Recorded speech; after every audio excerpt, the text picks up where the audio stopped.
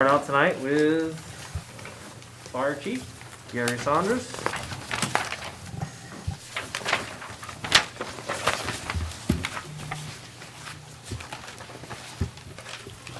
Good evening. Thank you for the opportunity to speak this evening. You got some numbers in front of you here. I'm hoping this is the same thing that you gave the rest of the council, Jim? Yes. Okay, so we have the same numbers. What I feel is a very modest increase, most of which is payroll. We have increases due to years of service and so on and so forth that way. Under payroll, I did put in for one additional firefighter to start in January. With recent discussions of the city looking to go further down that EMS road, and eventually potentially having a transport service or secondary transport service. I thought it would be best to start adding personnel a little bit now as we go, so we can bite into that apple in small bites, if you would, as opposed to asking for 6 people in 3 years.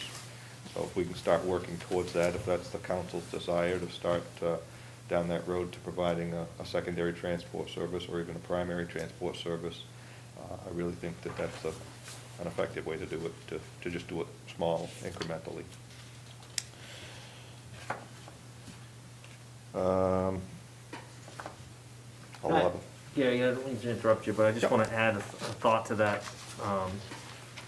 Not only as we look towards the future and EMS for the city, but as we are currently experienced with the additional workload for the EMS, the calls for service that they're going on, is frequently leaving us with less and less on the fire protection side of things. So it's not uncommon for, unfortunately, for both crews, so all 4 firefighters, to be out on separate EMS calls, which puts us in a somewhat precarious position for any other additional emergency responses. So feeding to the need of, yes, we need to consider a gradual growth for more involvement in EMS, but we're currently faced with the need for personnel, even with the current level of EMS. Between injuries and other needs for coverage, we're frequently finding that we don't have the bodies to provide the coverage we need. Thank you for that. Emergency calls run funny. It seems like when you get one, you get 2 more right behind it. So many times where, we've actually had to say, sorry, we don't have anyone to send to this call because they're all, we'll get them freed up as quickly as we can on these other calls. But, so yeah, he's absolutely right.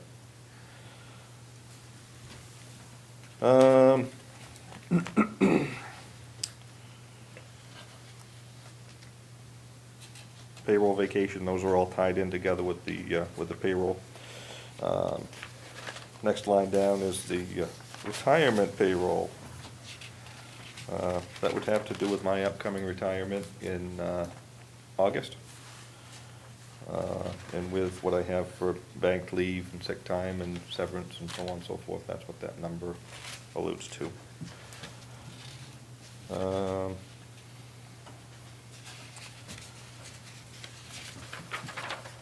Jumping down, overtime, holiday pay, that's all about the big picture of payroll.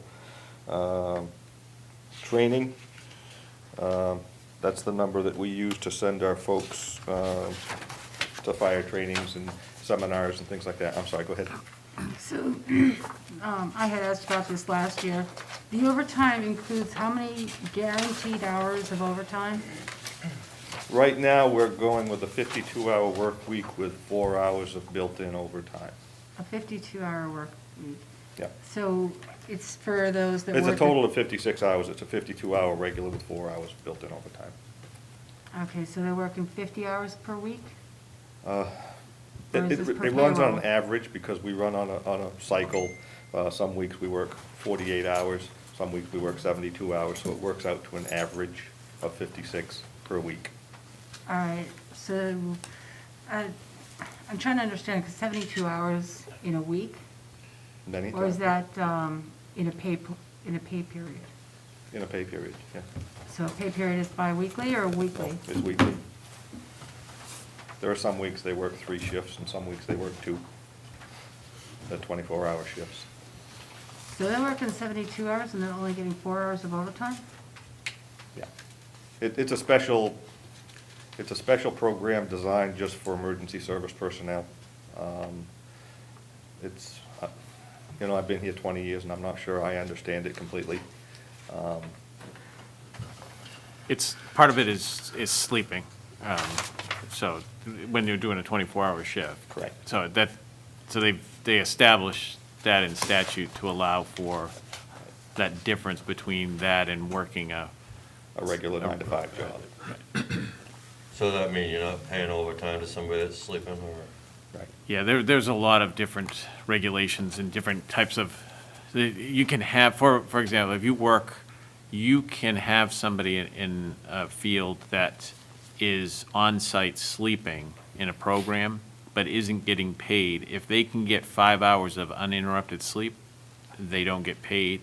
If they wake up, then you have to pay them for the whole time or the time that they're working. So there's all types of different rules around employment depending on the sector that you're working in, and you have to follow those rules. And these back-to-back 24-hour shifts, or are they broken up like one shift on, one shift off, one shift on, one shift off? Right now, we're working 2 48-hour shifts, and then they have 4 days off. Interesting. Yeah.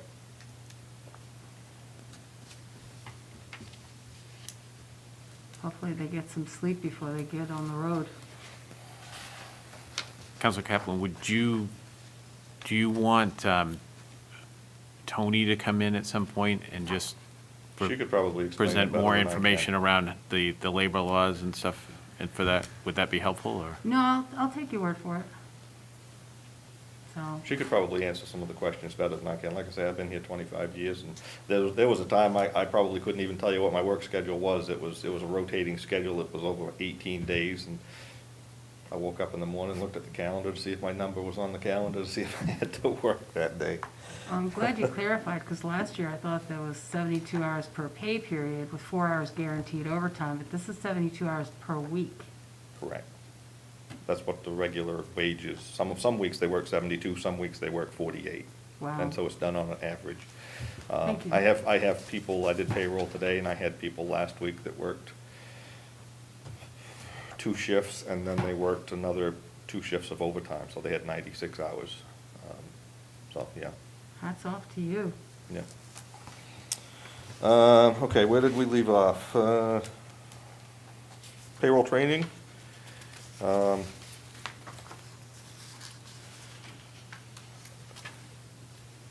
There was no increase on that. Essentially, that gives us funds to send our firefighters away for training to keep up on their skills, to learn leadership techniques and to help further their career.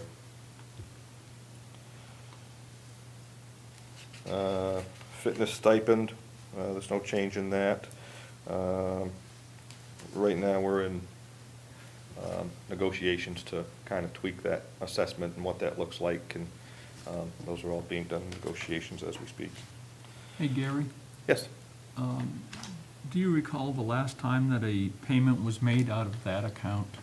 The way I was understanding it, the last contract that we went through, there was some disagreement on how to proceed with that, and so that was kind of put on hold until we could get together and really hash out what a program might look like. Because I see in 19 and 20, Yep, there was nothing paid out of it. that's correct. Were those funds forwarded Yes. to the, Those were either carried over or allocated for some other purpose.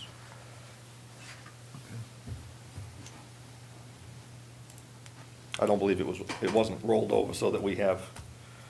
no, I know they don't get rolled Yeah, over, no. and then you double it again. the Right, no. next year. Yeah, yeah. No. Office supplies, that didn't change. Dues and memberships actually went down a little bit. As you know, Mike Hagney retired last year, and he had a lot of certifications that we had to renew on a yearly basis and whatnot. So with our new inspector, he's essentially starting from the ground floor, and so that line item has decreased, so we don't have that many dues or memberships to do for him. Training expenses have stayed the same. Professional services have stayed the same. Supplies have stayed the same. Vehicle and equipment maintenance went up just a little bit, as we alluded to earlier with the increase in call volume, EMS runs, things like that. One of the tasks that we do on an annual basis is we have to service test every inch, every foot of every piece of hose that we have in the station. And it's becoming, every year it becomes harder and harder to do that just because our attention is elsewhere. So we'd like to farm that out to a company that actually specializes in that. They can come in and within a day they can test every piece of hose we have and load it back on the truck for us. So I think that's money well spent. Building plant repair actually went down a little bit. Emergency medical supplies, that was a new line item that I proposed because we really didn't have a line item to replenish EMS supplies. Some of the things that we might use on a call that we might not get reimbursed for from Northern Light. So that's where that line item there came from. Fuel went up a little bit just because of the cost of fuel. Uniforms and turnout gear stayed the same. Minor tools and equipment actually went down. And the reason for that, there was a lot of things that we were able to purchase just recently, such as Class A and Class B foam. That was a big ticket item that was around $4,000 that we had budgeted for last year. We recently purchased that, so I took it out of the budget for this year because I don't think we're going to need any, unless we get a major complication that we use a lot of foam. So, fire prevention supplies stayed the same. Hazardous materials stayed the same. So that gives us a 6.5% increase, an increase of $85,434. But much of that has to do with my end of my career payout. So. Any questions? Quick question. I do see, Jen, that we transferred in an additional 13. I'm gonna take a look at that. Okay. So I'm wondering if we can Probably eliminate take it. the 26 out of the 85, because it wasn't used at all this year either. Right. Right. What was that? I'll take a look at it. Okay. Looks like the stipend was encumbered on your year-to-date. The 13,000. I'm gonna take a look at it. Okay. I'll let you know. That would include an extra 1,000, I believe, for the additional personnel. Oh, was that, you said that was carried over, you said, from last year? Yeah. Oh, okay. Appears so. Okay, so there's 26,000 in there, okay, that's,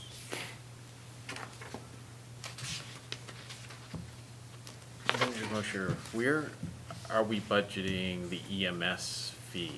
Is that in the budget yet? For Northern Lights? No, we I did know we not haven't put- signed a contract yet, but We have not signed a service agreement, but no, we did not budget that in. would that show up here? Is this the place where we would put that? Well, we've never done it. We've never had one, so, So- that was an extra $13,000. I don't know if that in would there. go under fire, if that would be a miscellaneous under, like legal. Or would you do it under professional services? Professional services, I would think. Under the fire department? I would think that's where it would. Or create its own account, whatever. Is there a Create number, department. is there a number out there that we can grab to put in there as a placeholder? You can check with the auditor, but that's what I would.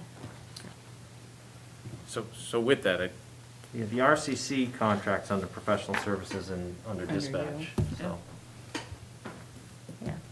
so one of the things that I'd like to put on the table for discussion before we end the budgeting process, and I know we'll have many ideas around the $800,000 that we'll be receiving through the relief funds, and we don't know the parameters of that, but other than that, You know, we've talked a lot about EMS and talked around it and talked around it.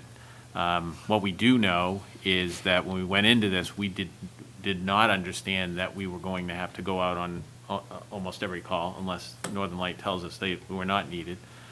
So that immediately started taxing the department, that we had to respond to virtually every call as backup. So that's a reality. And we talked about the startup costs of having an ambulance and outfitting. And so I think it's worth us at least exploring the potential use of those funds to set up a system, budget it out. It would give us the resources to purchase and outfit the ambulance. And if we're already going to be going down the road of hiring additional personnel, then I wonder how much the personnel cost could be offset by us being able to bill. And there's a lot of unknown questions in that, but it seems that it would be worth our while to look into it and try to do a cost-benefit analysis and not just react to it of no, we shouldn't do it, or yes, we should, but to get some facts, gather some data, and the federal funds certainly present an opportunity for us to get into that upfront costs without any liability to the city. So I just want to put that out there as a potential discussion that we could have. Another avenue that we could use as far as grants go is what they call a SAFER grant.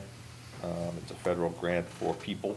And essentially, the federal government would pay for that employee for the first 3 years, and then the city would take over that expense.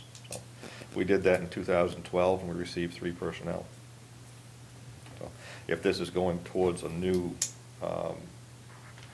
service that we're going to be providing, I'd say there's a better than average chance that we'd have a really good opportunity there, with your permission. No, I was wondering if we could do the same thing. I had that same thought. If we can be able to use the funds that way.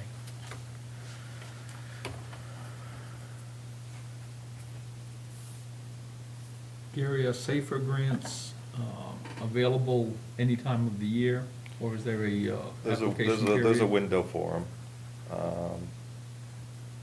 It would be a hustle to try and get something in for this year, but definitely for next year, we could plan on that, with your permission. And you were talking about phasing in personnel, just in terms of having enough personnel to, what were you thinking in terms of how many personnel do you think we would need to get to the right level? In order to stand up one ambulance, you really can't do it with less than 6. That gives you 2 people for a shift, a 24-hour shift, to man that ambulance, and we run 3 shifts currently. You know, we're coming up on a time they've given their notice, so Northern Light will be finding someplace else to exist with their ambulance here shortly, which will free up some space downstairs for living quarters. If we added, 1 per year, that would give us 3 personnel by the time your service contract was up, and then we'd only need to ask for 3 personnel. Or we could add 1 every 6 months, and we'd be there in 3 years. And are they combination, I know in some other departments, they're both, and I don't know if the right level, but paramedics / firefighters, so that they have dual training, dual roles. Is that the direction that we would go in as opposed to having different personnel? The way I foresee this happening would be to hire firefighter EMTs. What level of EMT you would want depends on how much money you want to spend on a person. The higher the licensure, the more it's going to cost you to get them. And paramedics right now are scarce. They're very scarce. But any further firefighters that we hire, I would see from now on, we would put preference to someone who is an EMT. But if we were going to provide EMS service to a higher level, to a higher degree, and we also need to explore the, option of having per diem folks come in and work. Most of your ambulance services have per diem employees who come in. So we don't necessarily have to fully fund, 6 new positions, we can explore other options, other alternatives than having full-time employees of the city of Ellsworth in order to be able to staff the ambulances, so. And we do have a public safety committee meeting on Thursday, so I'm sure many of these issues will be discussed at that meeting.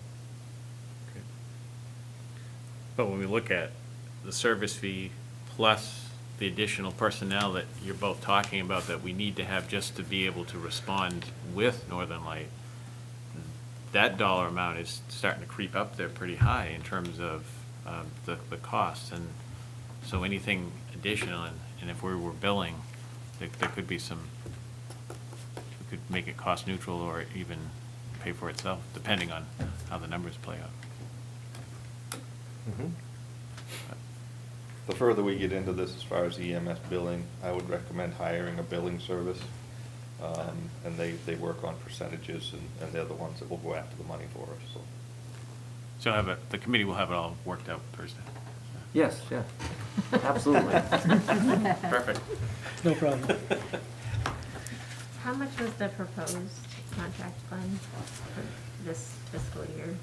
Well, I haven't sat down I haven't sat down and done the math out. The first year would be $7 per capita, and I think they're going on they're currently, we're using the 2010 census, which has us, I think, just shy of 8,000 population. 8,000? Yeah, I believe so, yeah. Just, so it would be 56,000.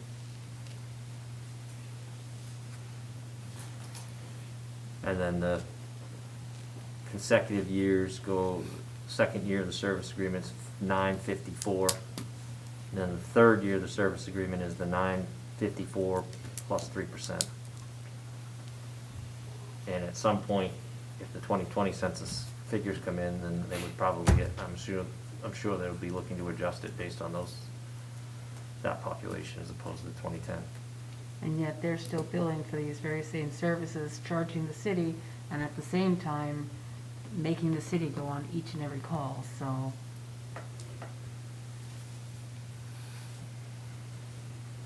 But it isn't Northern Light that makes us go No, on that's, every call. I get that, but we still have to go on every Yeah. call. You should start your meeting Thursday earlier than planned. Thank you. Other questions?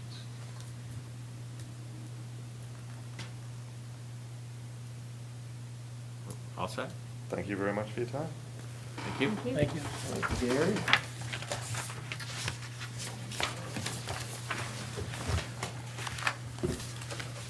So we'll move right on to police.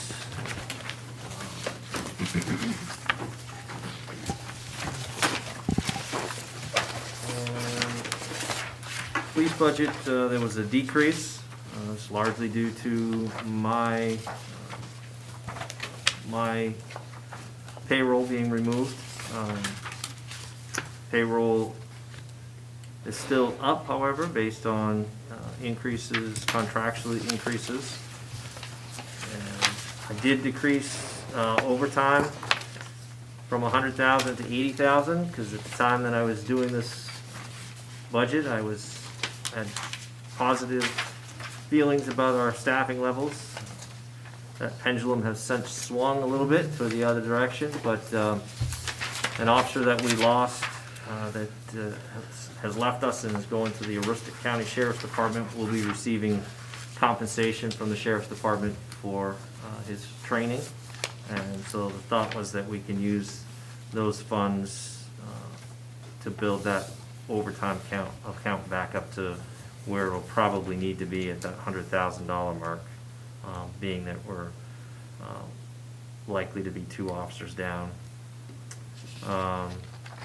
We do have applicants, but none of whom are trained, so it'll be a process to get them trained and up to speed.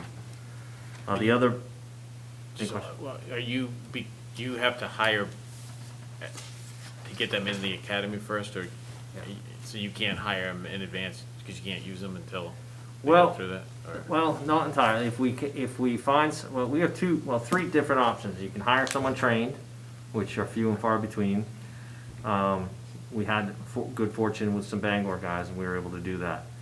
Second option is you hire somebody who has part-time certification, and you can put them on the road, which we're currently doing with McKay McLean, one of our young officers who is part-time certified, and we're utilizing him in a patrol shift. He's gonna hopefully go to the academy in August, and then he'll be full certified. The third option is to hire somebody with absolutely no training, and depending on when the academy starts, we can get them up to the part-time certification. So we can train them, we can, and then get them part-time certified, and then we can utilize them until such time as they can go to the academy. Seeing as how the next academy class in August is gonna be is already filled with backlog, anyone that any applicants that we go through the hiring process with, if we hire, we'll follow that process. We'll get them on board, we'll put them through, the training that's required for them to get part-time certification, so then we can utilize them in patrol until such time as they're able to go to the academy. Because we're probably looking at earliest January, and even that academy may be backlogged with folks who are already hired. So your hire date basically sets your priority level for the academy. So if we hire now, or in the coming weeks, their hire date will put them, as far as their priority to get into the next academy class, which, again, January at best, maybe May. So, Thank you. the academy is amping up. They're gonna hold 3 classes a year as opposed to the traditional 2, so that will help with some of the backlog, but it's still not gonna alleviate. They only can take around 65 cadets per class, so they can only get so many through. All of the remainder of the payroll items have not changed, with the exception of K-9, and that, we reduced that because we didn't anticipate being able to get a K-9 as quickly as we did, but we still should be okay with that line item. Fitness stipend, those all stayed the same. Office supplies the same. We've eliminated travel in our budget because we use departmental vehicles for any trainings outside of the area. Dues and memberships, training budget. So last year I reduced the training budget due to COVID, and trainings were all canceled. I reduced it from 30 down to 25,000. I've increased that back up to 30. One reason is because we're gonna have multiple candidates for the academy based on vacancies, but then also, more and more trainings are coming back online in person. We have a couple of supervisors who need additional training, so that we've increased that back to 30,000. Same with conferences and meetings. Reduced it last year because everything was canceled. This year, so far, it looks like fall and winter stuff next year is going to be going. Or this fall and winter is going to be a go for in person. And everything else pretty much the same from last year, from previous years.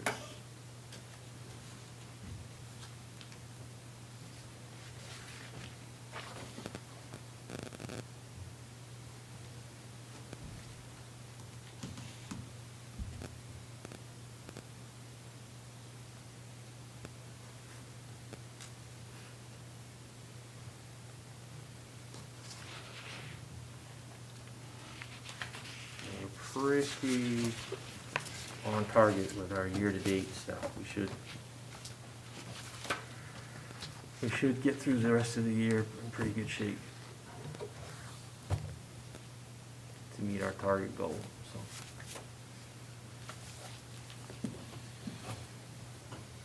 Recruitment sounds fairly positive, given where you've been in the past when you've lost officers. If you have some people in the pipeline potentially?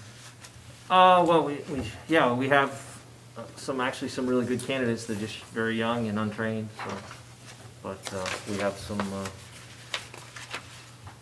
really good experienced officers to train them, and we've had good luck with bringing people along, so I think we'll be okay. Questions, comments? Pretty good budget.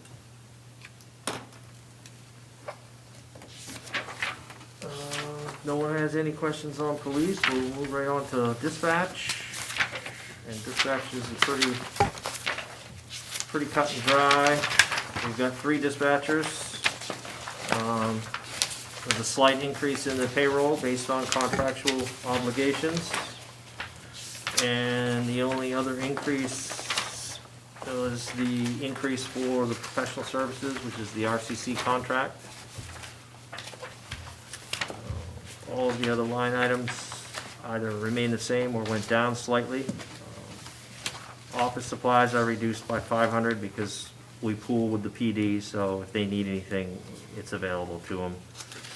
Training reduced by 1,000 because we have 3 well-seasoned, well-trained dispatchers, and there's not really a lot of training opportunities for them. And when they do, they're typically not very costly. Well,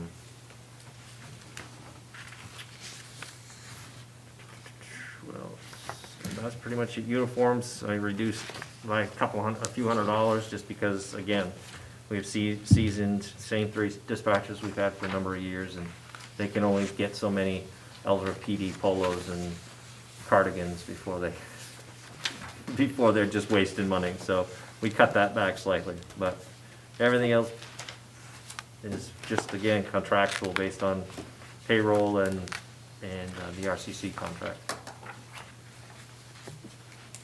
Glenn, the payroll overtime line, you have 3,000, same as last year. In 19, 20, and so far in 21, it's been well in excess of that. Yeah, well, those were years where we had shortages, so we had either somebody out for extended period of time, or Yeah, but even this year, Mark, in go the to, current budget, Mark on 5-20. In the budget book, there's an explanation about the overtime that might help. Related to the contract fee, Hancock County. no, right, I understand that. My question is, do we want to bump up that 3,000 to make it more in line with actual yeah, it's expenditures? over right now. I'm sorry? Yeah, we're quite a ways over, so. Yeah.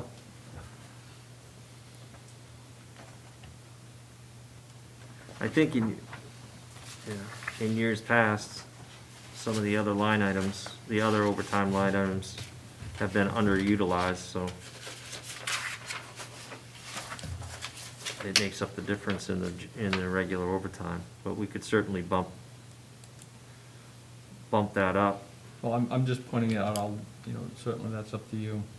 The problem with the overtime line for dispatches, it's difficult because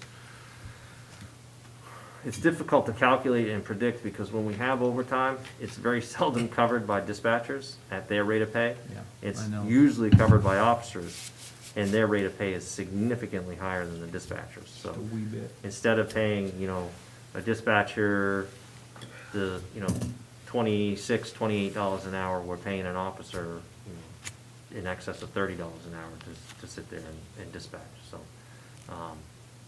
So it definitely makes it more difficult to predict what that number's gonna look like, but I agree that we could certainly bump it up to avoid having the significant overage that we see consistently with that. And we did that a couple of years ago with the police, because we were consistently under budgeting the police overtime. And at the end of the year, it was averaging out, it was evening out, because we had underused overtime in other line items, but now we've since increased that overtime budget to be more reflective of reality. one area that may or may not have impacted this is, if you look back, was dispatch impacted at all throughout the year with COVID? Meaning, did somebody have to quarantine and then you had to bring someone else in to do the overtime? And if that happened quite a bit or multiple times, it would have pushed that up artificially. Yeah. So it might be something just to kind of look back to see if you can figure that out and determine whether that happened. I don't know if it did or not. But.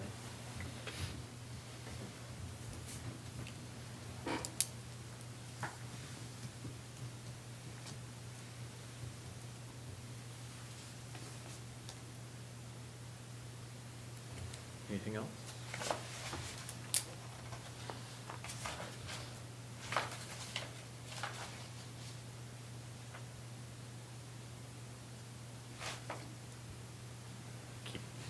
Nothing else on dispatch, all right. And then the remaining budgets tonight are pretty simple. Public fire protection, which is our hydrant rentals. There's no change to that. That one increased. What's that? That one did increase. We didn't have all the hydrants down before. Oh, there's a second previous page. years. Yep. So we have 248 hydrants, so it went up 16,000. Sorry. Looking at the wrong one.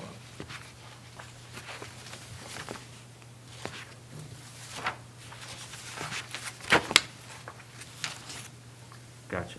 Public fire protection, hydrant rentals, 366,000, 4.57% increase, 16,000. And you said that's because we didn't have them all listed, is that the? Yeah, we only had 240, maybe it was 41 listed on there before. But I checked with Reggie and it should have been 248. So this So is, we found 8 more hydrants, so this is, they were buried in the snow. apparently. So this is payment made to the water department, correct? Yes. Through the enterprise. Left pocket to right pocket. The other streetlights, power, there's no change, 84,000, maintenance, 2,500, for a total of 86,500. We are looking into LED conversion, which obviously won't impact this budget cycle, but if we're able to complete the LED conversion, that power should be reduced considerably. And then traffic signals, we consulted with Jason Engels on this one, and he didn't see the need for any additional funds there, so power at 15, maintenance at 8,000, and telephone at 3,000, for a total of 26,000. No change. Did we find any of those? Or? No, those stay the same.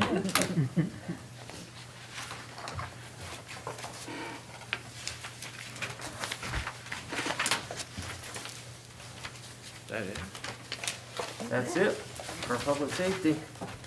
Well, it has to be more.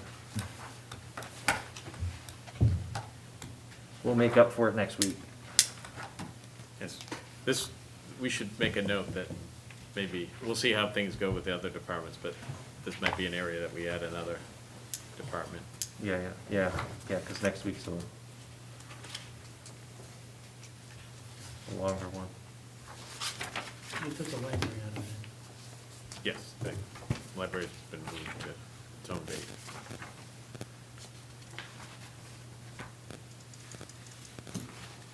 So any questions about the process, where we're headed, that we haven't talked about?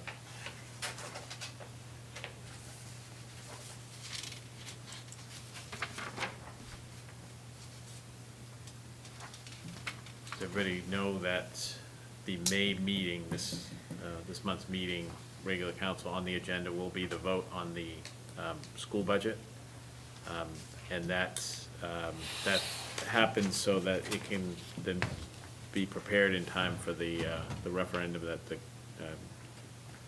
voters have to vote on it. So during this month, we will be discussing that budget. So if there's anything that needs to be discussed in advance of approving that at the meeting, we might want to get it on. Just let me know and we'll add it. We'll make sure that Heidi posts it if there's a need to talk further about it before going into the vote.